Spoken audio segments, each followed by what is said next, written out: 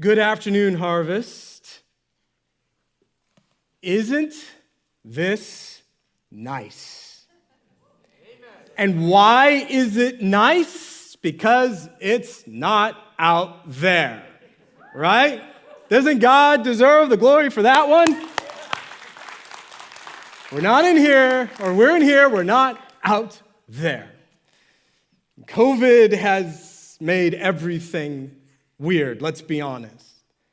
COVID has changed the way we live. And I was thinking about that for a number of reasons, because this is kind of an anniversary for me and Jenny for a lot of reasons. One thing, this is around the time that we were starting to get to know Harvest, going through the candidating process, on, and we were thinking about where God was taking us. And it was also around the time that COVID hit. So I couldn't help but to think about how weird COVID has made things. And COVID made us do some weird things.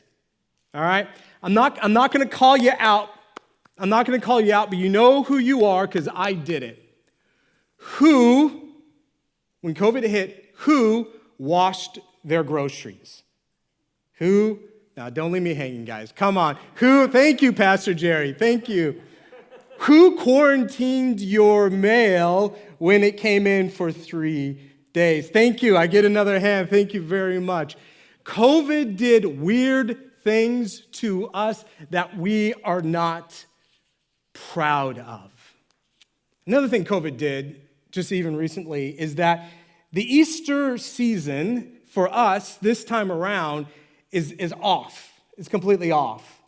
For a number of reasons, typically, we would hold, or at least I would hold what's called a Maundy Thursday, where you would have communion. And for communion, you're just celebrating the day that Jesus took communion with his disciples, right? But because for a number of reasons, one big thing, we just didn't have the faculties and we didn't have the building space and we didn't have the freedom to get together, we actually took communion and we put that on Good Friday. And Good Friday is not when you're supposed to celebrate communion. And then today, this afternoon, how many of you did a double take when you saw the announcement Easter Saturday? How many of you are like, are you sure, Pastor Kevin? I know you went to seminary. I don't know what they're teaching you over there, but Easter ain't on Saturday. But again, we don't have a building. We don't have a space. And so we had to negotiate, and we didn't really even have a space even Sunday morning because they're working on the building. So now we are here Easter Saturday in the afternoon. And this is what COVID's done to us, people. This is what COVID's done to us.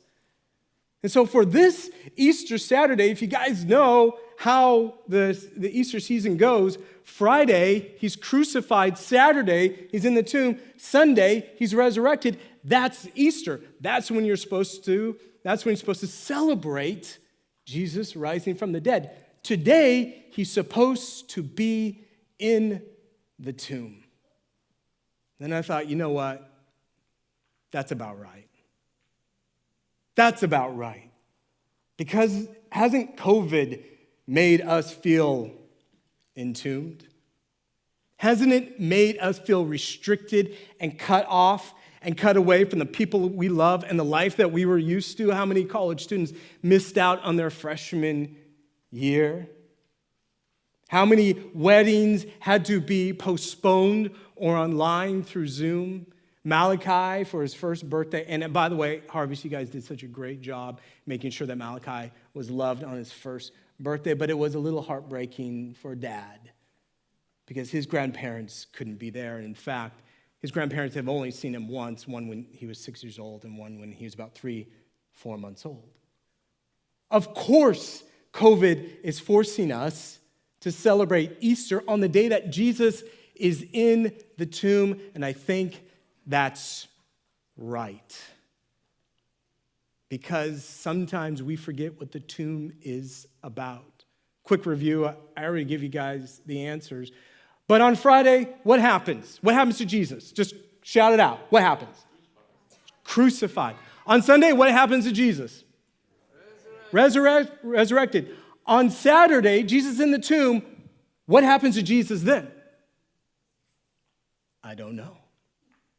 And we know some ideas about that he is engaging in battling death itself. But the truth is we don't talk about Saturday a lot, which is actually called Holy Saturday. But the truth of the truth is that Saturday is the most important day. And if we don't understand what happens on Saturday, then Friday and Sunday don't really matter. In fact, if Saturday doesn't happen, then it is pointless for there to be a resurrection, and it's pointless for there to be a crucifixion.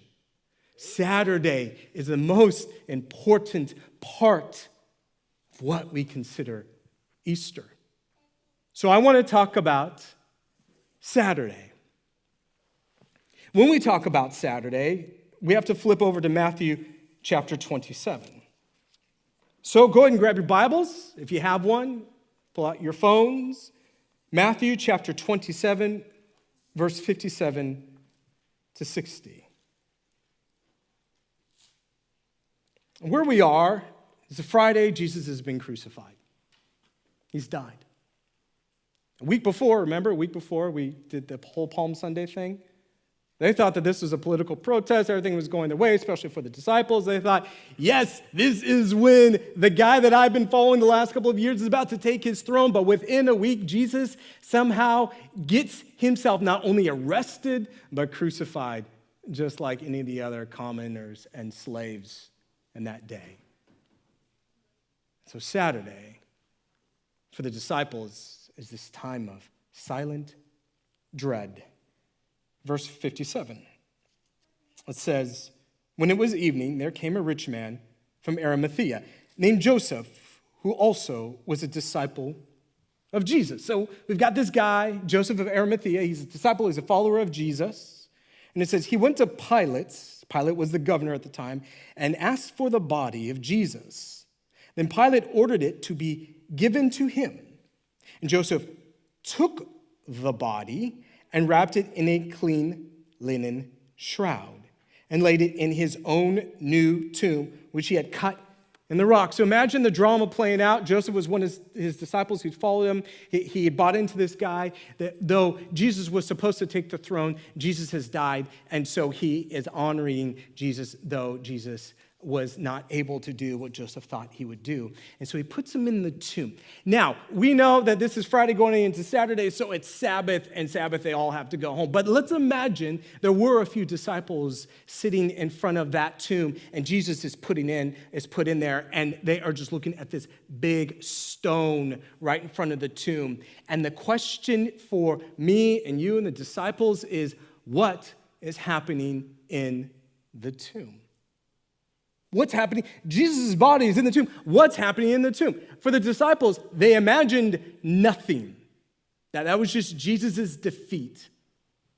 But we know a bit more. So we, understanding a little more of the Easter season, are asking the question, what is happening in the tomb?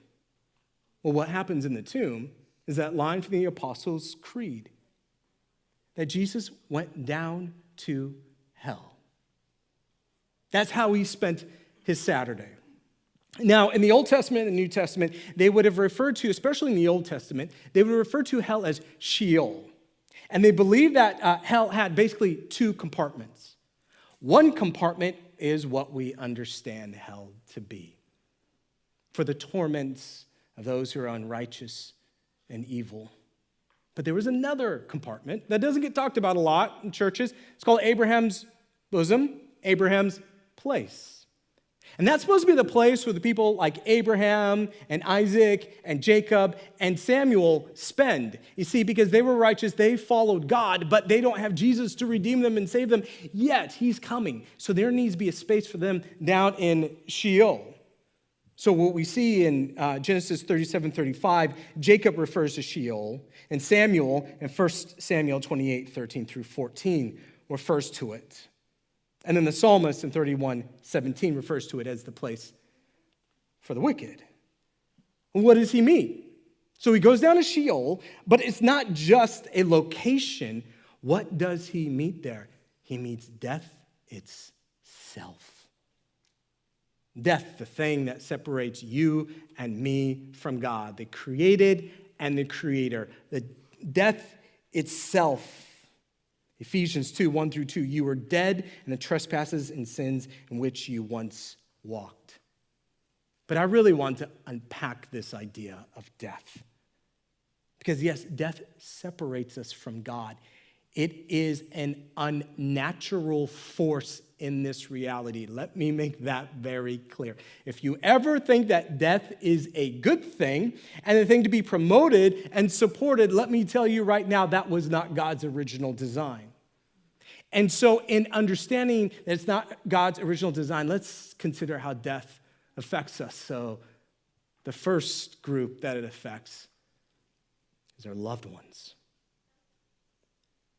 Think about the people in your life that were always there. They were always there. You always went to their house on all of the holidays. They're your aunties or your uncles. They're your dad and your mom, your sibling, maybe someone younger, maybe your child. And you'd always counted on being there and being with you, and then suddenly they're gone. I remember a couple of years ago, I was in Indiana, and I get a phone call from my dad saying that my birth mother is in Reno, Nevada, and she is in a coma, and they don't think she's going to come out. And I could not pack my bags fast enough. I had to get to her as fast as possible. And there wasn't much I could do, but I had to be there because I didn't want what? To lose her. Why? Because that's what death does to us. Jenny has been connecting and talking to a director and a producer, and they just came out with a documentary. It's going to be on PBS next month, and the documentary is called Far East, Deep South. And there's this Chinese-American man in the Bay Area, and he's learning a little bit about his grandfather and great-grandfather, and he thinks our family came over from China to the Bay Area, like that was our story. Well, he found out his grandfather and great-grandfather actually spent most of their years, a good deal of their years, in the Deep South. And he's like, I can't imagine one of my relatives down in like Mississippi, right? I can't imagine what that would look like. So he approaches his dad. He says, Dad, tell me more about this. How come you've never told me about my dad, about your dad and your grandfather, my grandfather, your and my great-grandfather? And his dad said, I just didn't want to talk about it. Because when they passed away, the loss was terrible. Jesus went to go face that death. But the other death that he went to go face is my death. Right? The knowledge that as much as I love life and that it feels like it can go on forever, the fact is it won't go forever. And you hit that point in your life where you experience an existential crisis and you realize that you are mortal and that your body is not perfect and it will begin to fall apart. That I am halfway to 80. And if I keep eating those donuts, I'm probably a little more than halfway to death. Right? That mortality is coming. And the last death, I think for some of us, for those of us who would say, actually, I've never had an existential crisis. I've never thought about my own death. And yes, I have had some relatives that have passed away. It never really hit me. And yet, you have experienced death. May not be an existential crisis, but you've experienced death. And what I mean by that is there are parts of yourself that you would say are dead. That as you've grown up and you've gotten older, there are parts of who you are that you sense is beginning to die. Your character, your personality, the way you treat people. In the first 25 years of your life, life was just, class after class, award after award, graduating, scholarships, and you're about to go big time. But as you experience all of the successes in life, you recognize that your character is beginning to die. And though you had said you were a great friend, you notice that friendships are just a handhold to get to where you're trying to go to and your next level in life, and that friends for you truly are disposable and something to be cast aside. For some of you, started out off early on, maybe in college or in your mid-20s, and you love to love. You were in a relationship that when you got that first text from it was kind of like your heart skipped a beat. And so you pursued this person pursued you. You remember the first time you went out for coffee. You remember the first road trip you went on and on. And it was just like, this is it. But then you began to experience those morning after experiences, the ones I'm talking about. And those morning after, you're not sure if you really love this person the way you thought you loved them, and they don't love you the way you thought they were supposed to love you. And finally, the relationship crashes and burns, so you go on to the next one, and you recognize you're beginning to churn through relationships, and something inside you is beginning to die. It's beginning to die. That's the death that Jesus wants to address. But the other thing that happens in the tomb when it comes to death is he deals with the cause, or he deals with our lament. Death is the cause of our lament. It's not just that there's death, but that our heart is broken, and we are experiencing this daily, and we are tired, and we don't know how to get out of it. He goes to death's door, to the tomb, to deal with the cause of our lament, to face death. I've been here for about 9 months, and I've gotten to know Josiah too. And I'm going to invite him up here to share something with us. But as I've gotten to know him, he's been a part of the young adult ministry and has joined up with Sean and Marissa and a number of folks. I've gotten to hear his story. And Josiah shared really quickly that he faced some real pain, some real brokenness. And that through that, he experienced what we call lament. That death being the cause of lament. And so he shared his song with me and Pastor Jerry, and I said, man, Josiah, this is great. Can you share it with Harvest? Because I think what we're talking about this Easter Saturday is exactly what we need to hear.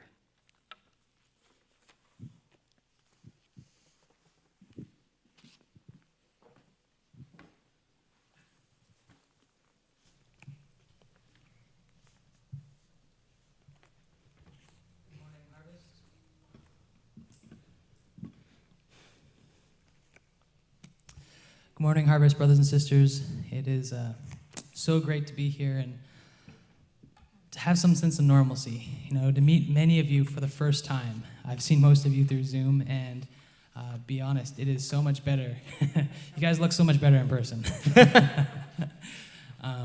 But I'm up here because Pastor Kevin asked me to share my testimony.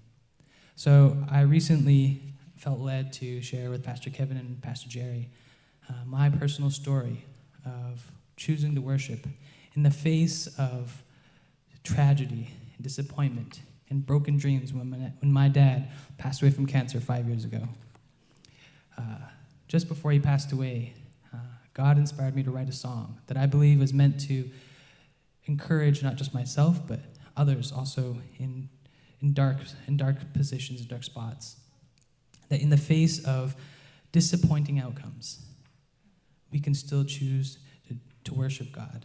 Not because we feel like it, not in any way, but because we do it out of an act of faith, out of trust, out of obedience. It doesn't make the grief, it doesn't make the feelings any easier. But it's in those rawest moments that we feel like we can't lift our eyes to our Heavenly Father. In those moments where we just feel like we can't, but we worship, we choose to worship anyways. That's when our faith is the most like the size of a mustard seed. With COVID literally redefining our world, like literally redefining the way we do things, as Pastor Kevin shared earlier, cleaning our groceries. I mean, I never thought I'd do that. With COVID stealing our dreams, stealing our loved ones, forcing us into isolation, I feel like there's a need for people in the church, not just in the church, but around the world. There's a need for people to relate to and articulate songs of lament, to worship in our frustration and disappointment. As I was saying earlier, the song that God inspired, I believe it was a gift of encouragement to me. And again, not just me, but to everyone. And I can still remember writing it.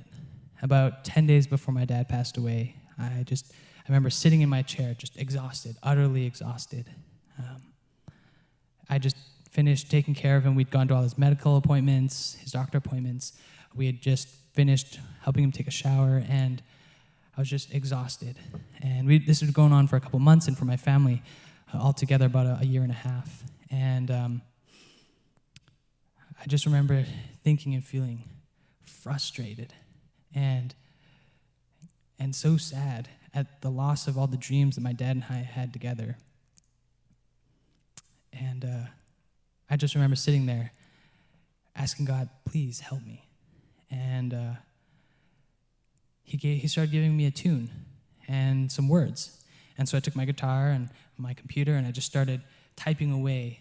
And afterwards I just sat back and I looked at it and I was like, wow, this is articulating something I've been feeling, but I just didn't know how to communicate.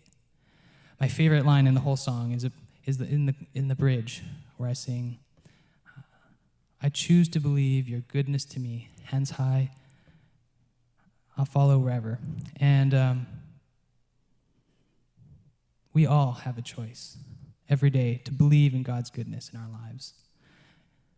So my hope is that for everyone here and people online, those of you who are battling, who are face to face with the brokenness of this world, maybe it's a new depression, a new diagnosis of depression, or a terminal diagnosis, or maybe you found out that your child has a learning disability, or a son or daughter has walked away from the faith, or maybe you know someone so dear to you that COVID has stolen.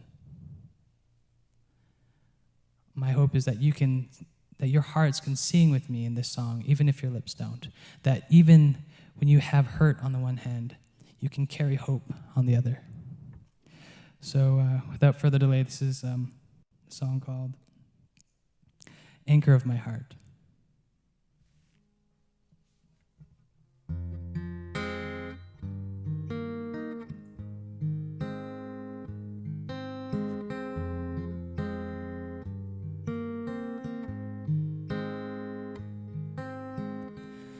You are the fortress that I seek. You are the calm in stormy seas. When all around me falls apart, you are the anchor of my heart. Father, please hear me when I call your name. Holding on to you, God, source of hope and refuge, strong, carrying the weak, rock, basis of salvation, anchor of my heart.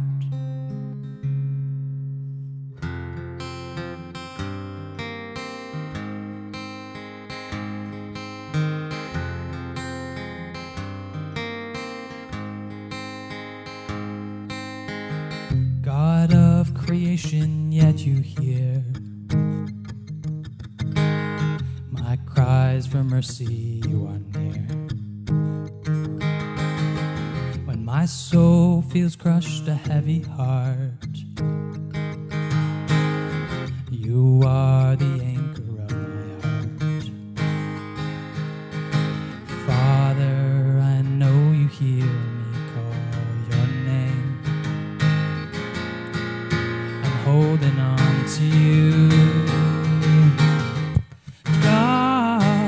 source of hope and refuge, strong, carrying the weak, rock, basis of salvation, anchor of my heart. I choose to believe your goodness to me, hence high in surrender, I'll follow wherever. I choose to believe your goodness to me, hence high in surrender, I'll follow forever. God, source of hope and refuge, strong, carrying the weak, rock, basis of salvation, anchor of my heart. I choose to believe your goodness to me, hence high in surrender, I'll follow wherever. I choose to believe your goodness to me, hence high in surrender, I'll follow forever. God, source of hope and refuge, strong, carried when I'm weak,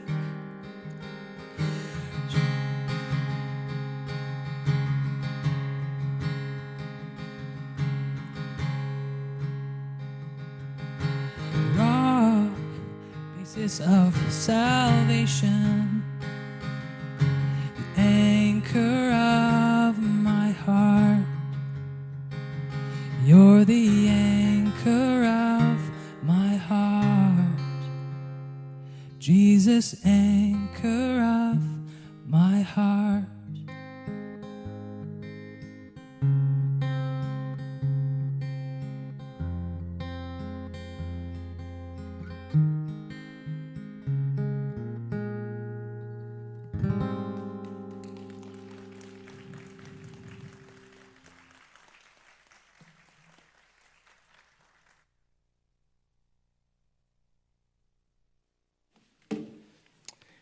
Thank you, Josiah.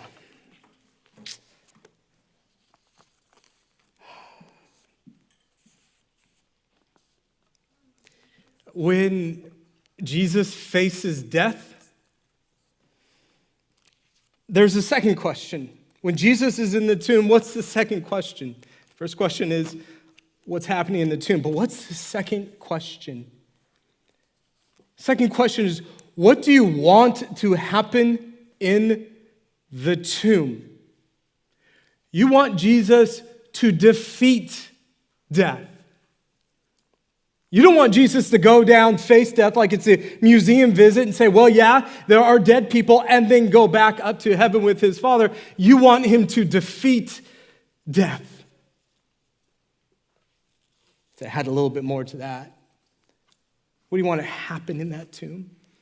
You want Jesus to come back, but you don't want him to come back empty-handed. What would be the point? Jesus is resurrected himself. Hey, I'm doing great. Oh, but I didn't really deal with the death of everyone else. Even the most agnostic person would say, well, since you are God and you are facing death, maybe you should do something about it. And Jesus does. Jesus does not come back empty-handed. He comes back with both of his hands, clasping the loved ones and our own death and bringing us into resurrection. That is why Saturday is so important, and that is why Sunday can happen. Jesus dies on the cross and skips town, just goes into heaven. What's the point? No, he went down and faced death. And we know that happened because a few verses back in verses 51, 52, and 53, it talks about in the resurrection how all the saints from the Old Testament started coming out of their graves. Go back, read it yourself, and they're walking around. Why? Because they are a kind of echo of what's going to happen to all of us. Jesus has the ones that you love and are his disciples. He will draw them out of the grave. I'll tell you, when I was in that hospital room and the nurse came in and said, we need to turn off the machines because she's passed away, I don't consider myself a physically violent person, but I wanted death to be real so I could grab it and choke it.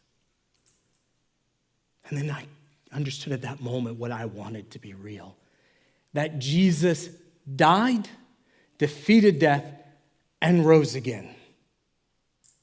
And he does. For my loved ones and for me. And not just for my resurrection. Because, by the way, what's the point of resurrecting me and yet there are still dead parts of who I am and my character and personality, my insecurities and my anger and my bitterness? What's the point of that lasting forever? If Jesus is going to resurrect me, it would be kind of nice if he resurrected me whole and complete. And that is exactly what he does. That's what happens in the tomb. So the tomb is absolutely important. When we depict Jesus in the modern day, we tend to depict Jesus rising from the dead, singular, as a kind of hero, which makes sense, right? This is his shot. This is his moment. He's like a Marvel character, and this is his poster. And so most of our images are just one man who conquered death. But I think the Greek Orthodox Church has it right. Because when they began to depict Jesus early on, rising from the dead, they never depicted him alone. They depicted him with a crowd. In fact, there is one image here. It's a little small. You probably can't see it, but it is in a museum right now in Istanbul. And it's from the Greek Orthodox Church. And it's a picture of Jesus who's resurrected, but he's not alone. He has Adam and Eve, which is to symbolize the very humanity being drawn up from the grave, and then all the saints around him. And down here, it's very obscure, but there is the enemy, the devil, Satan himself, defeated. The tomb is at its most important because when Jesus draws out all of us and begins the resurrection into his new creation. And that is why we worship him. And so as we close, what I want us to consider is that when Jesus is in the tomb, it changes everything. Because through defeating death, he makes the tomb a place of deep transformation. He makes the tomb a place of deep transformation. That's what it's for. This time last year, in Indiana with my family, in lockdown, just like everyone else, it was Good Friday, and I decided to put a video together. Some of you guys have probably seen it. It's a little bit of a rerun for some of you. But some of you haven't, and I thought, especially in the age of COVID, it's the kind of message that we need to walk through those doors with. That the tomb is not just a day in between Friday and Sunday. That to be trapped in this space was not just a nothing period, but it was the most important time. And that COVID itself has entombed us, but in entombing us, because of the power of the Spirit, we are also transformed, because that is the power of the resurrection. And so, as we close out this sermon, I want us to watch the video that I made last year, and then I'll invite the worship team forward as we pray. I have always hated the feeling of being trapped. And that's why I hate It's a Wonderful Life. Look, George Bailey had all sorts of plans to escape his hometown, Bedford Falls, and see the world. What happens by the end of the movie? He stays. And I know, the point of the movie is he learned he means a lot to everyone around him, but still, he never finds freedom. And this Easter weekend, a lot of us feel trapped. Trapped by these walls, trapped by a small set of relationships, trapped by our very own skin. If I accidentally touch something, I could catch the disease and kill me or someone I love. I can't even touch my own face. How is this any way to spend an Easter weekend? We should all be out with family and friends and at church. It's like we've all been given personal graves. We've all been entombed. And all we want is to escape back to life. What is true is this experience of being entombed disturbs me not because it's alien to me, but because it's all too familiar. This really reflects my entire life. All of us at some point sensed death was raising up its walls around us. The first age line around our eyes. The first time we lost a loved one.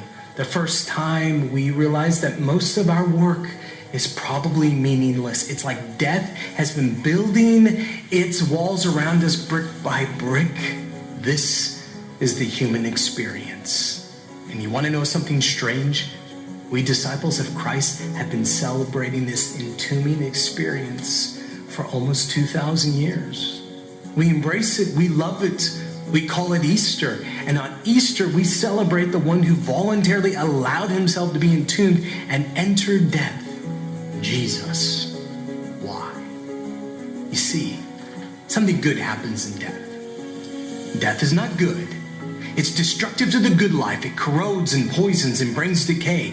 Its children are no good either. Anxiety, fear, worry. But in the tomb, in death's house, something good does happen, but it depends on who's doing the dying. You see, our Easter celebration isn't just to celebrate that a man named Jesus died nearly 2,000 years ago, but who that man actually was. That man was and is God.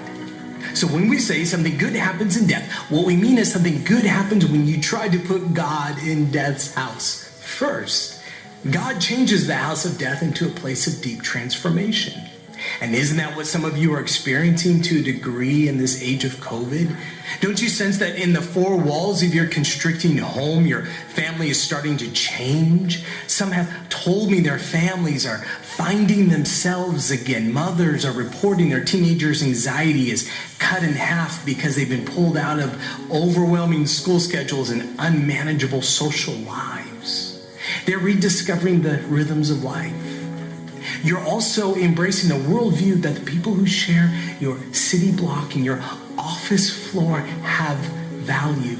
And there are people who are suffering that need your goodwill and support right now. The sick, the doctors, nurses, EMT, delivery people. And let's be honest, those things were not that important before we got locked into our house graves. But now they are.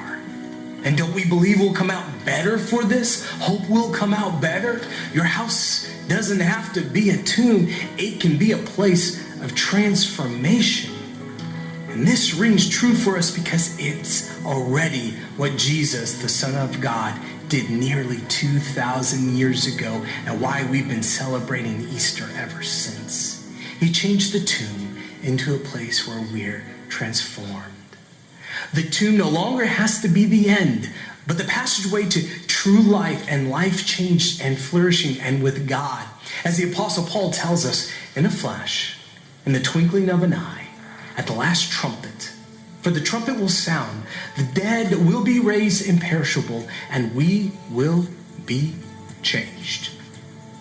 But the biggest news is that the disciples of Jesus celebrate another element of Easter, and really, the most important part. Death's house couldn't hold God. How could it? The great stone was dragged away from from the tomb's entrance, and Jesus not only escaped death, he defeated it. And isn't that what you want right now? The front doors of your own house to be flung open, the school halls to be filled with kids again, the restaurants to celebrate life with its cleaning of glasses and banging of tables and generous laughter. Our urgency to live again is an echo of not only what we want, but what Jesus promised to bring us in eternity, his good life. Disciples of Jesus, we know what the last couple of weeks have been. They are a parable of a truer story. The story that Jesus entered death's house, changed it into a place of transformation, defeated it, and then on the third day, the stone was rolled away and he stepped out into a greater life. He made the way, and we follow him. My friends, you may feel trapped. This is the human experience, but you are actually free. As John, one of his apostles, once said, if the Son has set you free, you are free indeed. He is risen. He is risen indeed. At this time, I'd like to invite the worship team up as we close.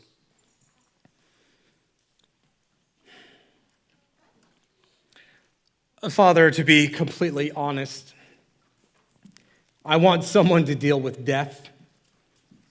I want someone to take it away. This anxious fear of our mortality, how we are limited, how we don't have enough.